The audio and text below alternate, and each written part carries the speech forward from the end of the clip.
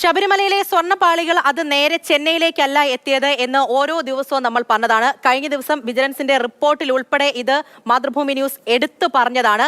ഇത് ബംഗളൂരു, ഹൈദരാബാദ് അങ്ങനെ കറങ്ങിയിട്ടാണ് ചെന്നൈയിലേക്ക് എത്തുന്നത്. ഈ ശബരിമല സന്നിധാനത്തെ ഈ തങ്കത്തിൽ പൊളിഞ്ഞ പാളികൾ അത് 2019 ഹൈദരാബാദിൽ കൊണ്ടുപോയത് ആ പകർപ്പെടുക്കാൻ വേണ്ടിയിട്ടാണ് എന്നുള്ള സംശയം അത് കൂടുതൽ ബലപ്പെടുകയാണ്. കാരണം ഈ പങ്കജ് ഭണ്ഡാരിയുടെ ഉടമസ്ഥതയിൽ തന്നെയുള്ള ഹൈദരാബാദിലെ മന്ത്ര ഗോൾഡ് കോട്ടിങ്ങിലാണ് ഈ ഡ്യൂപ്ലിക്കേറ്റ് ചെമ്പ് പാളി നിർമ്മിച്ചത് എന്നുള്ള സംശയമാണ് ഇപ്പോൾ ഉയർന്നു നിൽക്കുന്നത്.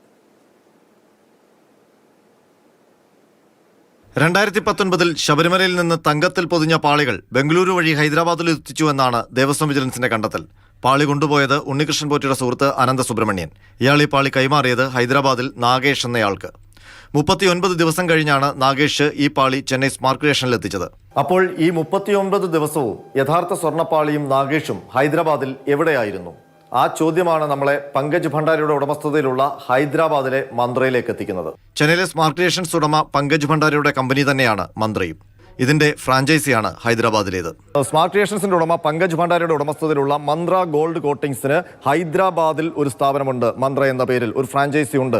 അപ്പോൾ സ്വാഭാവികമായും ബാംഗ്ലൂരിൽ നിന്ന് യഥാർത്ഥ സ്വർണ്ണപ്പാളി ഹൈദരാബാദിൽ നാഗേഷ് എന്നയാൾക്ക് കൈമാറുമ്പോൾ ആ നാഗേഷ് ഹൈദരാബാദിലെ ഈ മന്ത്രയിലെ ജീവനക്കാരനാണോ, ഈ മന്ത്രയുമായി അയാൾക്ക് ബന്ധമുണ്ടോ എന്നിടത്താണ് നിർണായകമായ കാര്യങ്ങൾ. അപ്പോൾ പങ്കജ് ഭണ്ഡാരിയുടെ കയ്യിൽ തന്നെയാണ് യഥാർത്ഥ സ്വർണ്ണപ്പാളി എത്തിയിരിക്കുന്നത്. അവിടെ വെച്ചിട്ടാണ് ഈ സ്വർണ്ണപ്പാളിയിൽ അത്ഭുതങ്ങൾ അല്ലെങ്കിൽ മാറ്റങ്ങൾ സംഭവിച്ചിരിക്കുന്നതെന്ന് വ്യക്തമാണ്. ഫേസ്ബുക്കിൽ ഏപ്രിൽ 9, 2019 മന്ത്ര ഗോൾഡ് കോട്ടിംഗ് സെക്കന്ദരാബാദ് എന്ന ഒരു പോസ്റ്റാണ്. അവർ എന്തൊക്കെ ചെയ്യുന്നു എന്നുള്ളതാണ്. ഗോൾഡ് പ്ലേറ്റിംഗ് സർവീസസ്, ഗിഫ്റ്റ്സ്, പൂജ റൂം കൺസെപ്റ്റ്സ്, ടെമ്പിൾ ആർക്കിടെക്ചർ എല്ലാം ഉണ്ട്. ഗോൾഡ് പ്ലേറ്റിംഗ് ഉണ്ട്. അവർ കൂടുതൽ കാര്യങ്ങൾ ഇതുമായി ബന്ധപ്പെട്ട കാര്യങ്ങൾ ചെയ്യുന്നു. ഇതാണ് മന്ത്രയുടെ ഹൈദരാബാദിലെ അഡ്രസ്സ്.